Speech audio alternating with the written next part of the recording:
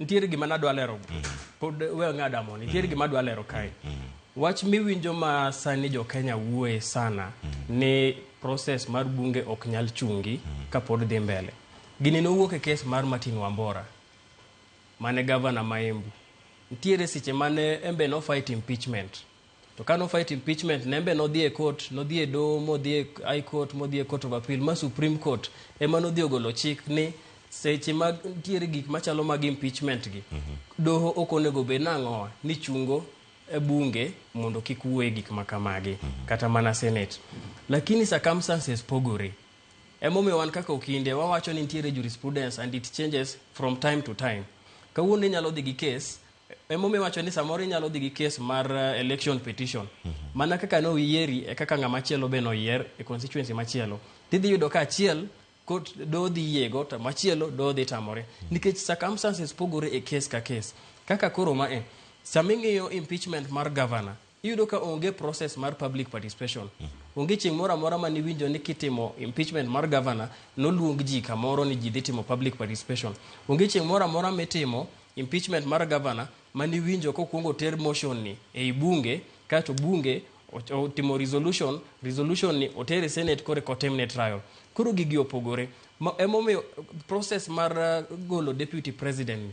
nosechakore mana gi sama noter motion ni National Assembly kachacha ma process kako medo dhi nyime e kaka onego bedne omedo bedo perfect to article 22 mar katiba oyiene ng'ata ng'ata mar dhi e doho maduong' ji te kod ibed Gachagua kod ibed ng'awa to kendo against anybody nyaka against doho wuon kata Judicial Service Commission oyieni dhi e doho kupo ni feel ni gidhi breach haki mari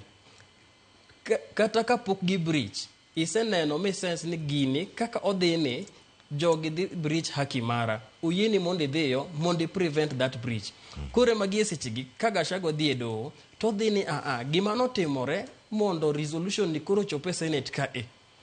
ok otimore e process maber koro chunguru gini nikech kuweyo dhi mbele to haki na dhi bedo broken to high court e custodian mar human rights gine monego be ni gi protecti emomiyo yieni nyaka kiparo ni polisi dhi maki ipara ni in gi reason minyalo believe godo ni ginyalo maki to yieni dhi e court mikawo anticipatory bail koro mane gima chal ka gima koro embo temo e case ni oneno ka process ni kako osebed kitime idhi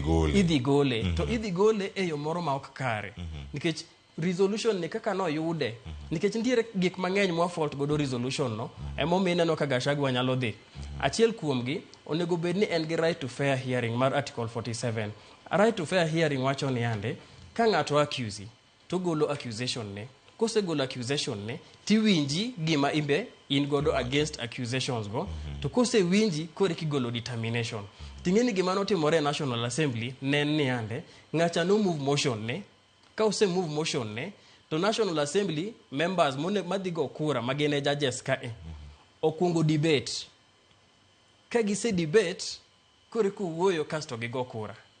iwinjo ka joka sama ne gi debate ne gin mana gi side achiel mar story koro ma is part of the process mang'ani fault ma doho nyalo dhi yie kode nikech onge tiende mondo tere through a wrong process to oseneno ni process ni wrong to pod oling'a nikech National Assembly ok nyal chungi to bende ka ji insist ni National Assembly ok nyal chungi ni nyaka gitiek gimoro then it will mean ni chieng' machielo kata ka executive dwa fire kata PS kata mana ng'at moro ma chiko protect then ibro wache ni nikech separation of powers court ok nyal donjore e weche mag executive donc ka mag parliament nok ginyal donje ang'o ma koro miyo gidwa donje mag executive koro inyalo penjo erokamano kamano vinyi karka e chenro gi duto kama gintiere achiel kachiel